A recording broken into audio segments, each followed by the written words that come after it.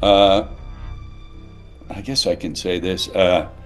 2 weeks ago, or maybe 3 weeks ago now, we just started a third game. Hmm. And we're not at liberty to talk about it yet, but wait till you hear what it is.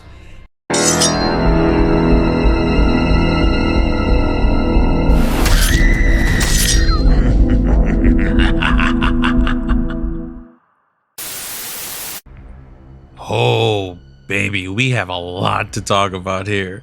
Gun Media and IllFonic are back again for a second time. This time, it's Halloween. Boss Team Games losing the rights to Halloween due to unknown reasons. Gun takes over the new rights with IllFonic in its development. IllFonic made Friday 13th, Predator Hunting Grounds, Ghostbusters, Spirits Unleashed, and Killer Clowns from Outer Space. Great list of games with none to be disappointed with overall. With Predator Hunting Grounds continuing support with new releases of DLC and IllFonic taking over publishing rights over Sony. Pretty big deal for IllFonic, so definitely kudos to them. A great game, love to see what else they could do with this. More on that for another video. But with Killer Clowns still continuing through its support, though for how long, I don't know. Like, unless we get more crazy DLCs like Elvira, Tom Savini, Clowns might be coming towards its final kill, much like how TCM ended its Reign of Fire, or should we say, its last barbecue.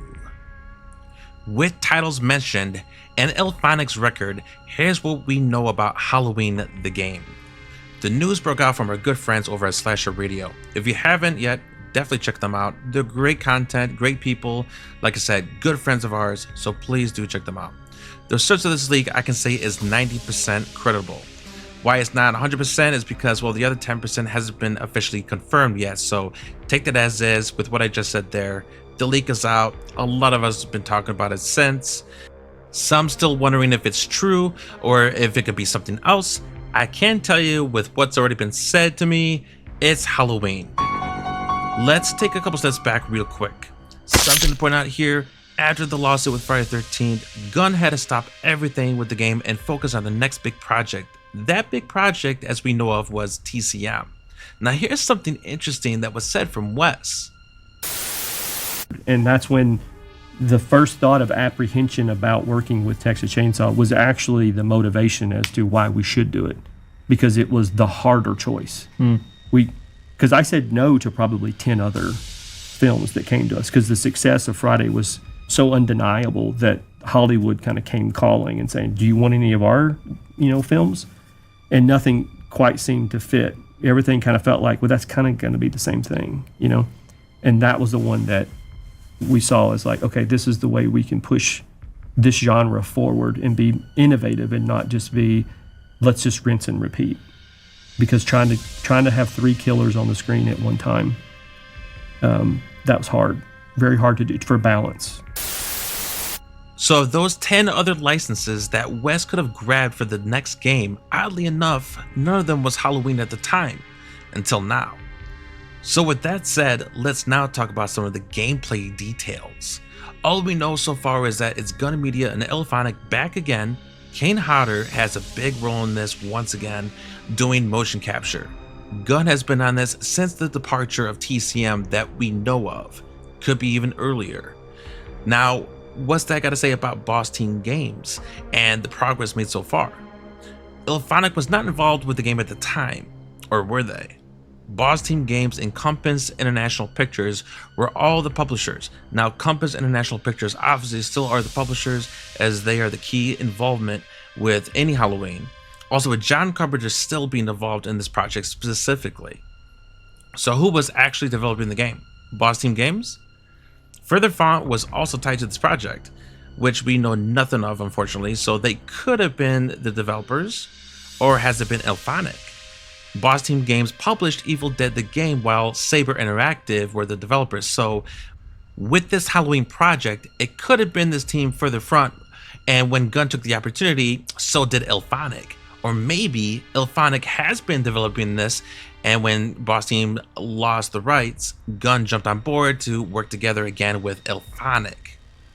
With IllFonic, they have used a similar ASIM style with both Friday 13th and Killer Clowns, heck, even Predator Hunting Grounds, something Wes of Gun has been very understanding of and chooses this method to execute efficiently when it comes to this style of multiplayer gameplay. As said before, Wes chooses the killer advantage of how that makes an ASIM versus other games where it's even grounds that anyone can win by the same advantage point, i.e. Call of Duty. So with that said, what kind of gameplay are we looking at here? Is it ASIM multiplayer? Could it be single player? Is it co-op PvE? Though nothing officially confirmed, and unfortunately with the conversation that I had, there was no leak of gameplay to talk about, but with IllFonic's record of style of gameplay, we can get a good feel of what it may be. Also, considering a very comparable video game that is already in the works, Fear the Reaper, another ASIM game that could easily slap the title Halloween on it, and it would be a Halloween game. More to cover and discuss on Fear the Reaper on another video for another time. But with how Fear the Reaper's gameplay shows, I can see this being something that Halloween could have for its ASIM. Think about it. 6 to 7 babysitters with their own houses and telephones to communicate with each other have to work together to survive against Michael Myers, right? Maybe waiting out the time to win the match, starting the match with 20 minutes, and when the counter is 0, that's when the cops come.